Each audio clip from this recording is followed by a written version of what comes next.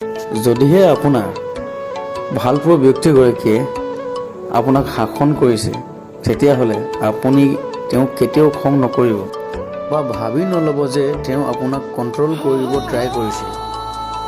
তেওঁ আপোনাক শাসন কৰাৰ আঁৰত আছে অজস্ৰ ভালপোৱা আৰু মৰম। তেওঁ সপোন দেখিছে গোটেই জীৱন আপোনাৰ লগত থাকিবৰ কাৰণে। সেইবাবে তেওঁ আপোনাক শাসন কৰে।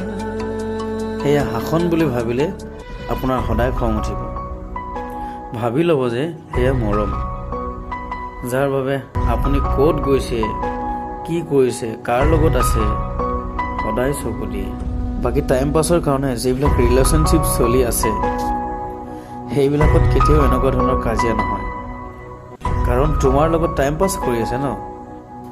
যিয়ে তোমাক সঁচা ভাল পাব, তেওঁ সদায় আপোনাক চকু দিব। গতিকে তেওঁ সেই শাসনবোৰক শাসন বুলি ভাবি তেওঁ সঁচা মৰমবোৰ কেতিয়াও দূৰ নকৰিব।